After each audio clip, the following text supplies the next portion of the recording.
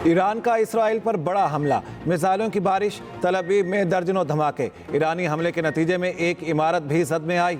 Iran का कहना है 400 मिसाइल फायर किए, अहम अहदाफ को निशाना बनाया। अमेरिका के मुताबिक 200 मिसाइल दागे गए। इसराइल ने दावा किया 180 मिसाइलों में से बेशतर फ़ज़ा में ही तबाह कर दिए। इसराइली वज़ीर-ए-आज़म का सिक्योरिटी इजलास से खिताब, कहा ईरान ने बहुत बड़ी गलती कर दी, उसे खुमियाजा भुगतना पड़ेगा।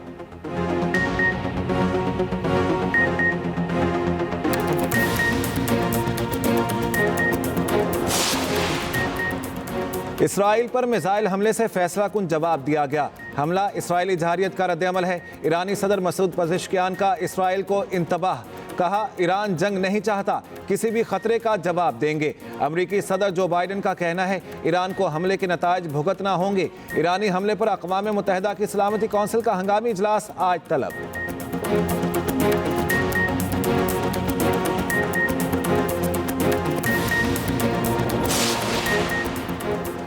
सुप्रीम कोर्ट में आर्टिकल 63A की समाअत आज फिर होगी। चीफ जस्टिस की सरबराही में 5 रुकनी लार्जर बेंच समाअत करेगा। गुज़श्ता रोज़ दौरान समाअत चीफ जस्टिस ने रिमार्क्स दिए कि लगता है आर्टिकल 63A का फैसला तहरीक अदम एतमाद को गैर मौसर बनाने के लिए था।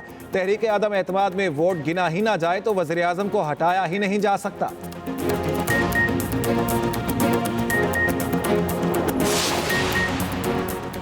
और बाबर आजम ने कौमी क्रिकेट टीम की कप्तानी से इस्तीफा दे दिया। बाबर आजम का कहना है पाकिस्तान टीम की कप्तानी से मुस्ताफी होने का फैसला किया है। कप्तानी अच्छा तजर्बा, लेकिन वर्कलोड में इजाफा हो गया था। अपनी परफॉर्मेंस पर तवज्जो और फैमिली को वक्त देना चाहता हूं।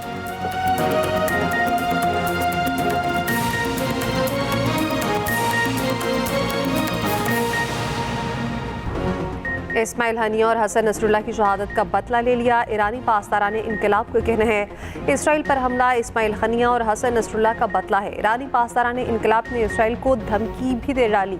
कहा इसराइल ने जवाबी कार्रवाई की तो मज़ीद हमले करेंगे। ईरानी हमले पर ग़ज़ा और लेबनान में जश्न, अवाम सड़कों पर आ गए। लेबनान में हवाई फायरिंग भी की गई। अमेरिका इसराइल के दिफा में सबसे आगे। अमेरिकी सदर जो बाइडन का इसराइल का हर सूरत दिफा करने का ऐलान। अमरीकी अफवाज को ईरान के मिसाइल गिराने का हुक्म दे दिया। ईरान के इसराइल पर हमले की पेश नज़र हंगामी कौमी सलामती का इजलास तलब। सूरत हाल का जायजा लेकर इसराइल को हमले से आगाह किया।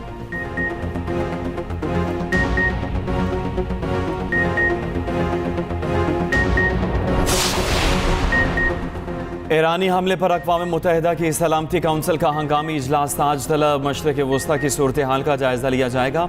उधर सेक्रेटरी जनरल अक़वाम मुत्तहिदा एंटोनियो गुतेरेस की खित्ते में बढ़ती कशीदगी की मज़म्मत, जंग बंदी की ज़रूरत पर जोर दिया।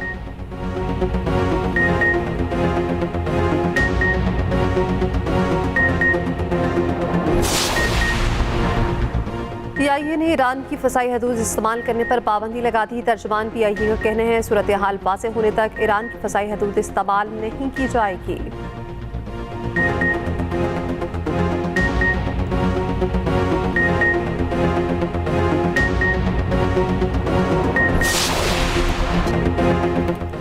आईनी अदालत में जस्टिस फाइज ईसा बैठे या जस्टिस मंसूर, हमें कोई मसला नहीं। आईनी तरमीम से मुतल्लिक मौजूदा चीफ जस्टिस के लिए जद्दोजहद नहीं कर रहे। मेरा नहीं आपका एजेंडा है, किसी खास शख्सियत के लिए हो सकता है। बिलावल भुट्टो जरदारी का वाज़ेह और दो टोक मौक़िफ़। बलोचिस्तान हाई कोर्ट बार से खिताब करते चेयरमैन पीपल्स पार्टी ने कहा काजी फाइज ईसा वो चीफ जस्टिस हैं जो कहते हैं मैं पार्लिमान और आइन को मानूंगा। जस्टिस मंसूर अली शाह का भी बड़ा एहतराम करते हैं। पहली बार जस्टिस काजी फाइज ईसा और जस्टिस मंसूर के दौर में उम्मीद नजर आ रही है। आइन कहेगा आईनी अदालत होगी तो आपको मानना पड़ेगा। हमें मुकद्दस गाय का तस्वुर ख़त्म करना होगा। आप चाहते हैं फैसले होते रहें और कोई सवाल भी ना हो। क्या आज़ादी इजहार ये है आप फैसला दें और वज़ीर आज़म को निकाल दें। आप 18वीं और 19वीं तरमीम में तब्दीली करें और हम चूं तक ना कर सकें। कोई जज ना मैं लगाऊंगा ना कोई और। ये सिस्टम के तहत होगा। किसी का रास्ता रोकने या रास्ता बनाने के लिए कानून नहीं बनाएंगे। महंगाई 4 साल की कम तरीन सतह पर। इदारा शुमारियात के मुताबिक सितंबर में अफराद ज़र की शरह 6.93% रिकॉर्ड की गई। खाने पीने की 16 अशिया की कीमतों में कमी। वज़ीर-ए-आज़म शहबाज शरीफ का इज़हार तशक्कुर। कहा पाकिस्तान के डिफ़ॉल्ट की ख्वाहिश करने वालों का मंसूबा नाकाम हुआ। कौम ने गुज़श्ता बरसों में एक गिरोह की नाअहली की वजह से मुश्किलात काटी। महंगाई गुज़श्ता 44 माह की कम तरीन शरह पर आ गई। आवाम से किए गए अहद की पासदारी में कामयाबी मिलना शुरू हो गई। महंगाई की शरह में कमी से आम आदमी को रिलीफ मिलेगा। शरह सूद में कमी से कारोबारी सरगर्मियों में इजाफा होगा। पहले दिन से अवामी रिलीफ के लिए इक़दाम को अव्वलीन तरजीह बनाया। IMF प्रोग्राम के इजरा से मईशत में मज़ीद इस्तेहकाम आएगा। तरक्की का सफ़र 2018 में जहाँ रुका था वहीं से दोबारा शुरू हो चुका।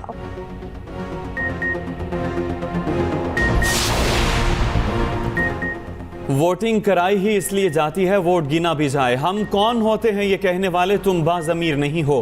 किसी के ज़मीर का मामला तय करना मुश्किल है।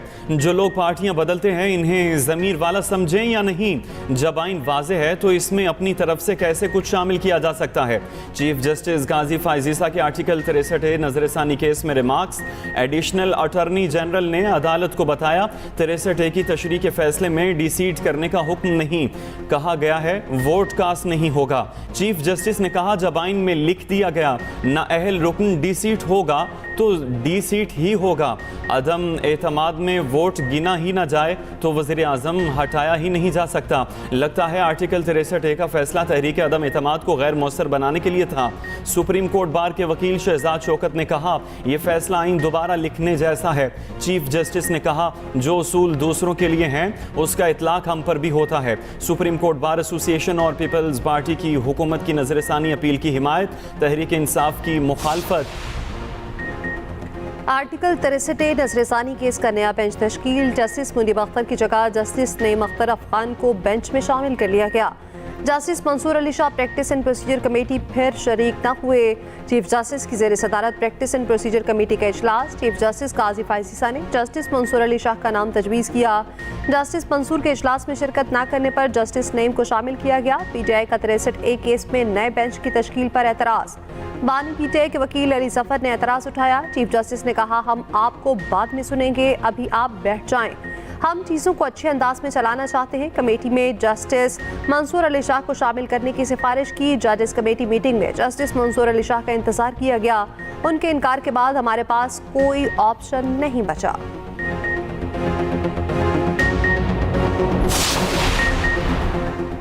तहरीक इंसाफ के सेनेटर अली जफर ने आर्टिकल 63 की तशरीह पर नजरसानी बेंच को गैर आइनी करार दे दिया। कहा बेंच में जस्टिस मुनीब अख्तर नहीं थे। जब तक जस्टिस मंसूर अली शाह बेंच तश्कील करने वाली कमेटी का हिस्सा नहीं, बेंच कबूल नहीं। आज बिल्कुल यकतरफा बहस हुई।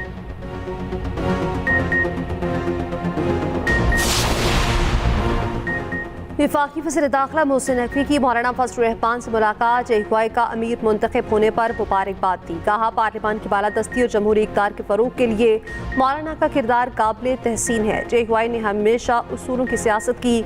मौलाना के मुल्क के लिए गिरां कदर खिदमत हैं।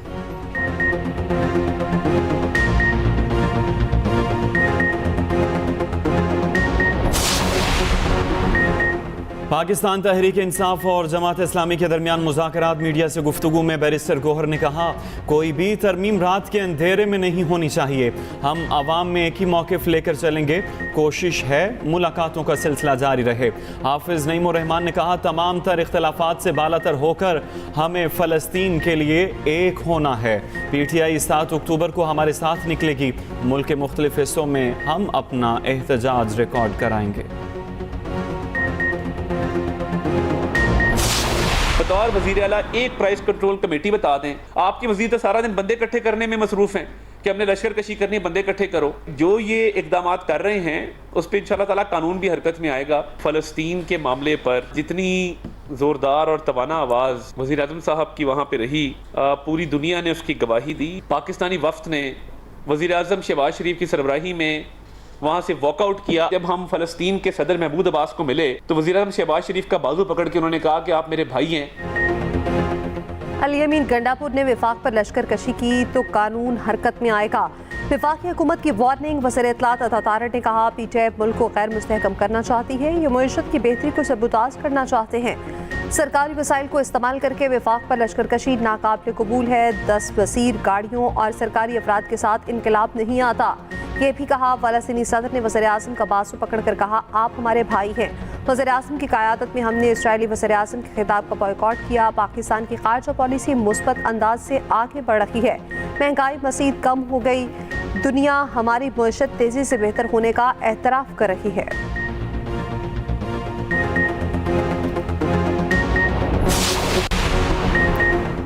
इनकम टैक्स गोशवारे जमा कराने की तारीख में तोसी। नोटिफिकेशन के मुताबिक टैक्स गोशवारे जमा कराने की तारीख में 14 अक्टूबर तक तोसी की गई। तारीख में तोसी ताजिर तंजीमों के मुतालबे पर की गई। FBR सितंबर में हदफ से 11 अरब से ज़ायद रेवेन्यू इकट्ठा करने में कामयाब। पहली समाही में अभी भी 101 अरब रुपए के शॉर्टफॉल का सामना।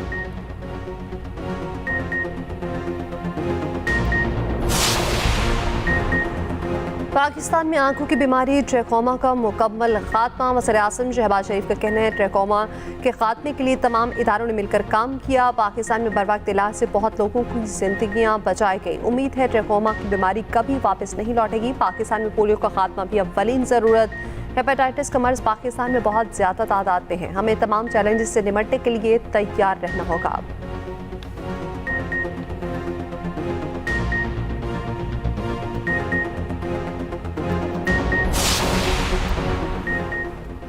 वज़ीर आला खैबर पख्तूनख्वा अली अमीन गंडापुर की बानी PTI से अडियाला जेल में मुलाकात। मुल्की सियासी सूरत हाल और पार्टी उमूर पर गुफ्तगू। मुलाकात के बाद अली अमीन गंडापुर मीडिया से गुफ्तगू किए बगैर चले गए।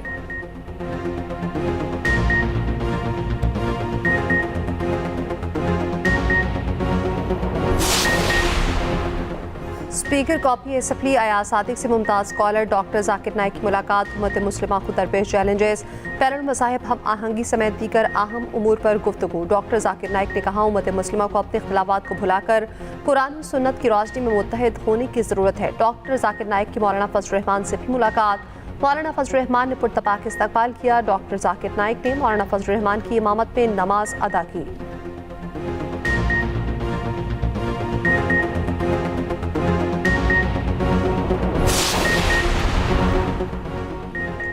कराची गुलशन में मार एहसनाबाद के करीब ज़ेर तामीर इमारत का एक हिस्सा धंस गया। मलबा गिरने से 2 अफराद जख्मी। 4 मंजिला इमारत टेढ़ी होने पर खौफ व हिरास।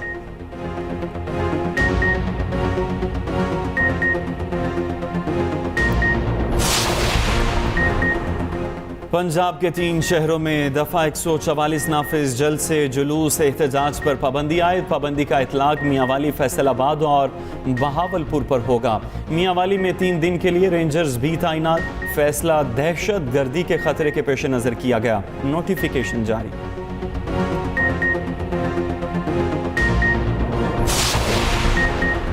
पाक इंग्लैंड टेस्ट सीरीज का मेला सजने को तैयार। कौमी क्रिकेटर्स आज से मुल्तान में प्रैक्टिस का आगाज करेंगे। इंग्लैंड का 33 रुकनी दस्ता सुबह दोहा से मुल्तान पहुंचेगा। पहला टेस्ट 7 अक्टूबर से शुरू होगा।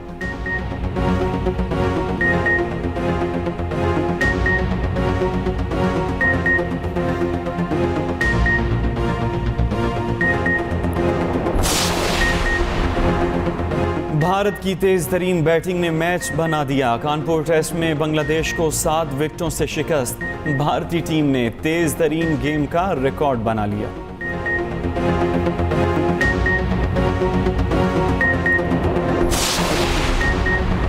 साबिक penalty corner specialist Sohail Abbas Malaysian hockey से वाबस्ता रवामा असिस्टेंट कोच की जिम्मेदारियां संभालेंगे। मलेशियन खिलाड़ियों के पेनल्टी कॉर्नर स्किल्स बेहतर बनाएंगे।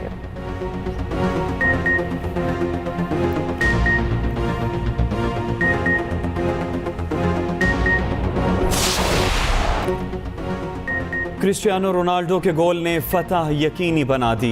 AFC चैंपियंस फुटबॉल लीग में सऊदी अल नसर ने कतरी अल रियान को शिकस्त दे दी।